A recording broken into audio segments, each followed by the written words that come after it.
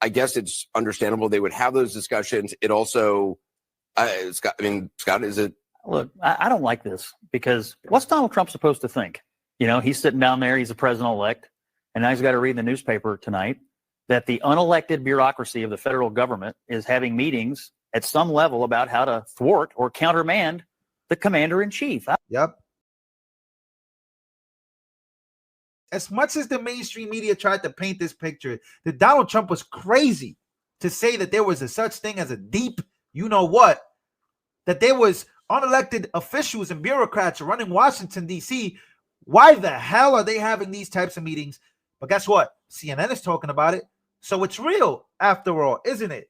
They made you believe Donald Trump was crazy to even say that it doesn't exist. But who's telling them to say that it doesn't exist? Let's keep going. I don't care if it's at the Pentagon or at the HUD or Ag Department. It doesn't matter.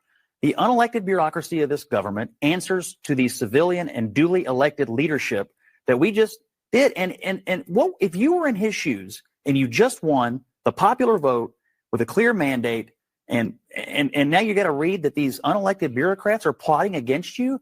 What would you think? If they have problems, let me finish. If they have problems, they should not have meetings that then leak to the press.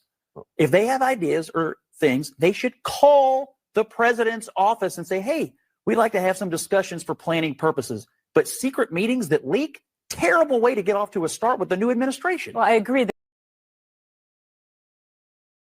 Spoken to, of course, is how Trump is going to wield U.S. military power here at home. Is he going to make good on his previous pledges to potentially deploy active duty U.S. troops to American cities to engage in domestic law enforcement and to help with his mass deportation plan? That is something that officials here have been discussing in terms of how they would actually respond to that. What would a response look like if the president were to actually order active duty troops to these cities to engage in this kind of domestic law enforcement? And if he did, a former senior military official who served under Trump said that that would be very significant. It is not something that the president would be able to necessarily water down to the American people. It would be, quote, a very big deal. And another thing that officials here are gaming out is, of course, what is going to happen if Donald Trump reinstates an executive order known as Schedule F, which would essentially reclassify a large amount of apolitical civilian employees across the federal government, including here at the Pentagon,